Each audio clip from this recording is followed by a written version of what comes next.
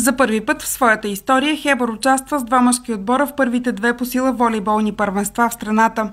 В годината, в която отбора записа златен требъл, печелейки всички купи у нас, във Висшата лига своето участие започна дублираща формация, в която играят младите надежди от школата на клуба. Интересно е, може би вие не го знаете, но миналата година още трябваше да имаме втори отбор, но чисто организационно не бяхме готови и смятам, че така и трябваше да се случи, защото момчетата в момента са една идея по-готови да играят в мъжкия волейбол, а и като цяло тази инициатива да ги пуснем надълбоко е важна за тях като развитие и това е отбора, който ние обгрижваме от доста време.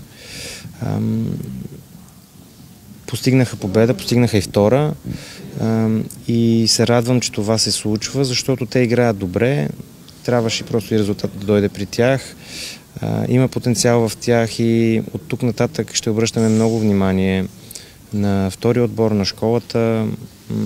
Ние го правим, но така малко по-невидимо остава и малко не толкова имиджово, но всъщност доста усилие се изисква, за да може да изграждаш състезатели в днешно време. Процесът на работа в школата не би бил възможен без подкрепата на родителите, споделя Александър Иванов. Тук е момента да благодаря на всички треньори в школата, на родителите, които имат доверие в процеса, защото знам, че и на тях не е лесно, особено когато оставяш детето си на друго място, изискванията към този процес са много и за това им благодаря, защото съм сигурен, че има моменти, в които поставят под съмнение това, което се случва, но и те трябва да имат вяра в процеса и някои неща, които привидно изглеждат нелогични, в крайна сметка, когато дадат резултат, вече знаем, че си заслужава. Поздравявам и момчетата, защото те наистина са много отдадени на това, което правят и съм сигурен, че някой ден ще се случи за тях, ще се случи и най-вероятно ще се случи тук в Пазарджик. По регламент, дублиращите състави не участват в плейофите и не получават промоция за елита. Целта е трупане на опит и израстване на бъдещите надежди, които ще попадат в първия отбор на съответния клуб.